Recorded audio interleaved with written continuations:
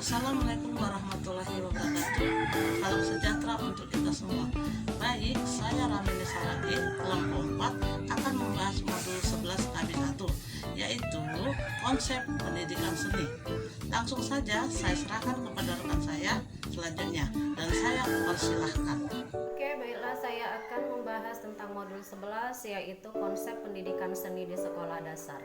Dengan mengembangkan atau mempelajari modul 11 ini, maka kita diharapkan dapat mampu menjelaskan tentang seni membantu pengembangan daya pikir anak, seni membantu pengembangan kepekaan anak, produksi karya seni membangkitkan karsa anak, seni membantu memahami materi pelajaran lain, dan pendidikan tentang seni.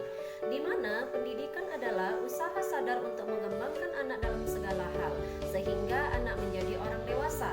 Pengertian dewasa meliputi kedewasaan berpikir, merasakan, berperilaku, dan kedewasaan menjalankan tugasnya sebagai anggota masyarakat. Potensi anak dapat dikendalikan oleh otak atau pikiran, serta perasaan dan juga karsa. Dari ketiga komponen ini bekerja secara simultan, artinya berkesinambungan atau bekerja secara terus-menerus.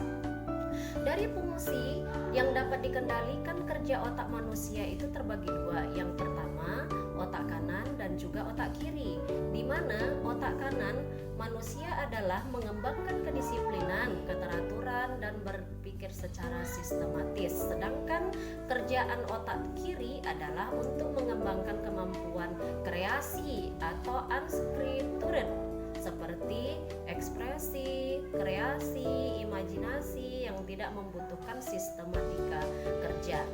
Dengan kebebasan seseorang anak akan tumbuh keinginan maju untuk secara terus-menerus. Dari perkembangan kerja otak kanan dan juga otak kiri, maka mata pelajaran yang dapat diemban oleh otak kanan adalah yaitu mata pelajaran matematika dan juga mata pelajaran IPA.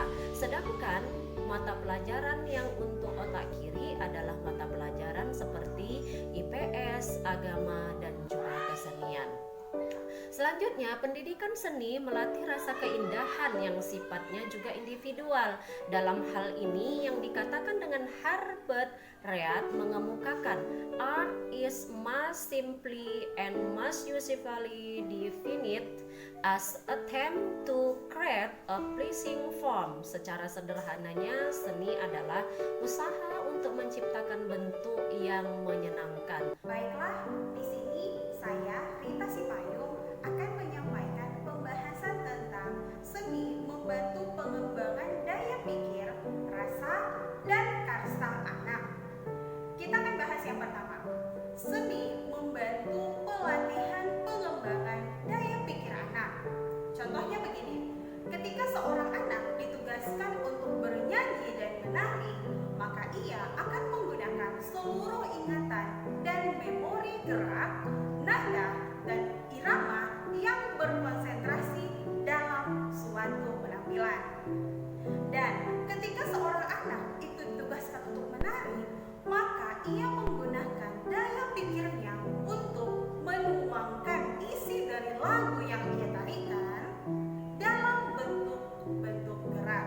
Jadi jelas ya, ketika anak ditugaskan untuk menari saja, maka ia harus menggunakan daya pikirnya untuk kreatif dalam membuat gerakan tersebut. Yang berikutnya, kita akan membahas seni membantu pelatihan pengembangan kepekaan rasa.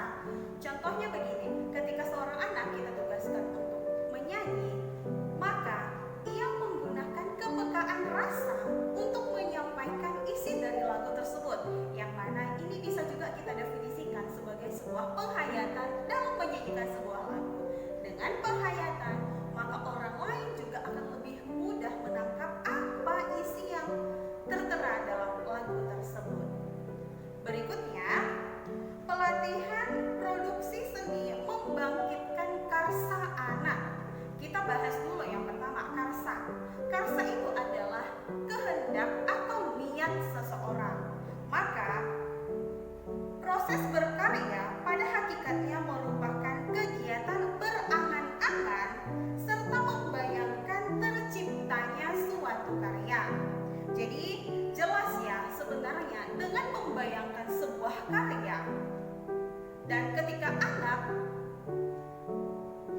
membayangkan betapa indahnya karya tersebut, maka akan muncullah kehendak atau niat anak tersebut untuk membuat atau menikmati karya yang telah dibayangkannya.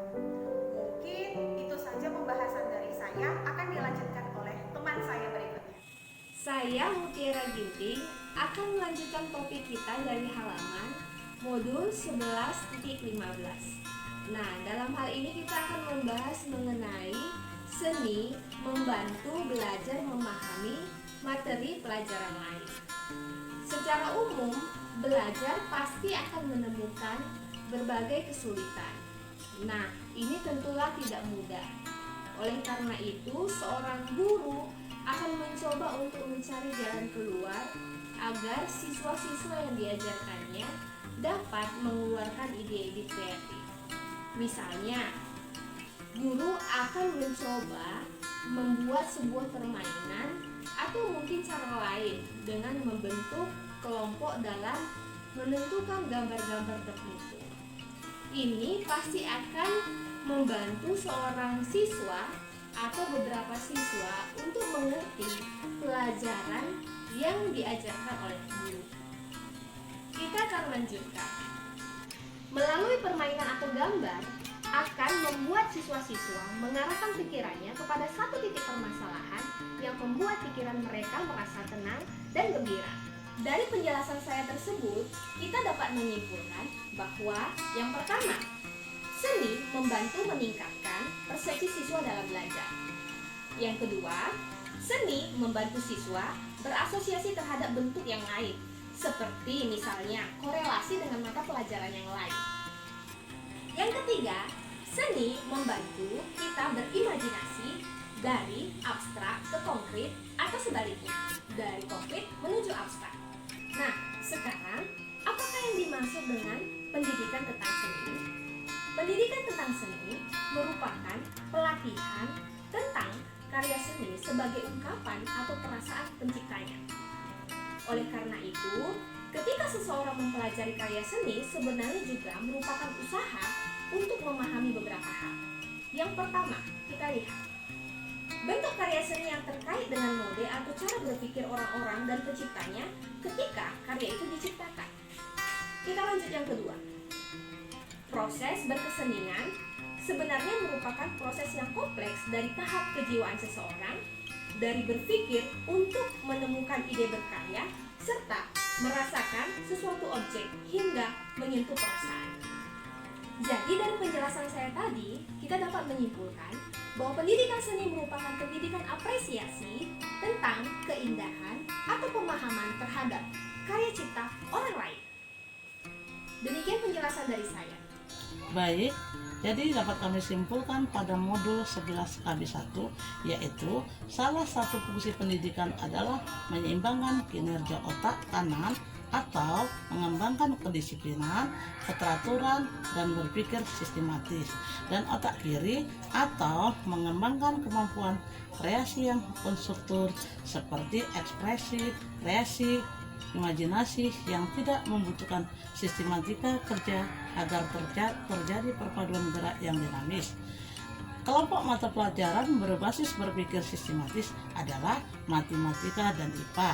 Sedangkan kelompok mata pelajaran berbasis kemampuan kreasi konstruktur berpikir seperti kesenian, agama, dan IPS. Dari hasil penelitian ditemukan bahwa ternyata seni dapat membantu pengembangan daya berpikir anak, mengembangkan kepekaan anak, dan dapat membantu memahami materi pelajaran lain. Dan melalui kegiatan produksi karya seni mampu membangkitkan karya anak. Demikianlah dapat saya sampaikan. Saya sudahi dengan wassalamualaikum warahmatullahi wabarakatuh dan terima kasih.